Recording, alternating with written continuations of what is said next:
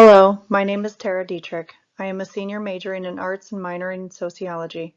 Today I'll be talking about the global humanitarian displacement and needs due to Russia's invasion on Ukraine.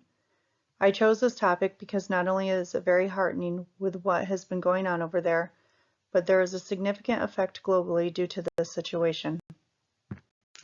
Just to provide you with a little background, Ukraine and Russia are two countries that border each other in Eastern Europe. On February 24, 2022, Russia sent its army into Ukraine and began trying to take over the country by force due to the direct order from Russian President Vladimir Putin. Russian President Vladimir Putin, born October 7, 1952, is a Russian politician and former intelligence officer who has served as president of Russia since 2012. Putin claimed that Ukraine would become a threat to Russia after exposing his worry that Ukraine would join a military alliance with the US and Europe. Although he agreed that Ukraine and Russia are brother nations, he said that because Russia is older, it should be in charge.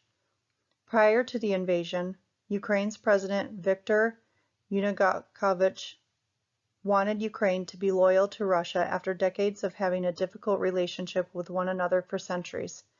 He declared that the people of Ukraine wanted peace with Russia, but if they had to, they would defend their country's independence. That's when Putin ordered Russia to invade Ukraine and its people. The United States and much of Europe remain on the side of Ukraine, believing that Ukraine should be able to decide its own future.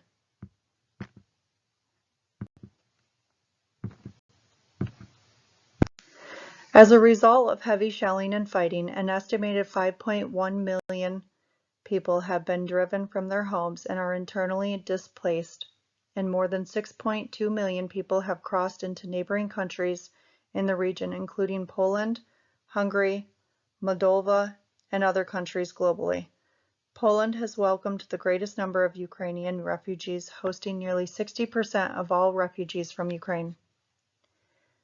Missile and rocket attacks have caused widespread death, destruction of homes and businesses, and severely damaged energy infrastructures across Ukraine. The energy crisis is disrupting public access to water, electricity, heating, healthcare, education, and social protection. Many Ukrainians are living in damaged homes or in buildings ill-prepared for life-threatening freezing temperatures. As the war continues, humanitarian needs are multiplying and spreading.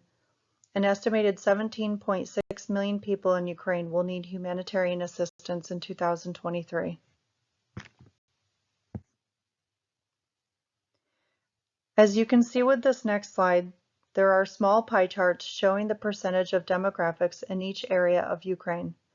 Particularly, vulnerable groups include older people and people with disabilities who may be unable to flee from high-risk areas. Women and children, who make up approximately 90% of the people fleeing from the crisis, are at a greater risk of gender-based violence and sexual exploitation and abuse. The war in Ukraine has caused ripple effects across the world, disrupting global supply chains and increasing the price of food, decreasing food supply, decreasing fuel supply, and other commodities. Displaced people living in already vulnerable situations are at risk of gender-based violence and other forms of abuse. The UN Refugee Agency saw a $700 million funding gap in the first year of the war in Ukraine, putting great strain on operations in Uganda, the Democratic Republic of the Congo, Sudan, Iraq, Ethiopia, and other countries in dire need of support. Global humanitarian needs for refugees at this time are food, shelter, and health services.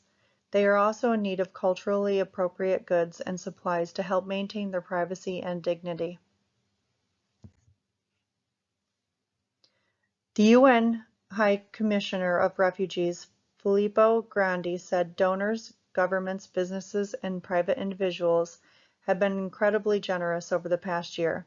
He stated, "This must be sustained if we are going to provide people with the support they urgently need today and for the coming year. All donors will continue to enable the response to these humanitarian needs."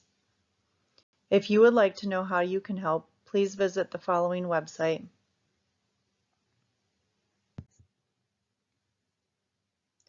The next slide is to provide you with a list of sources used to compile the information that was provided.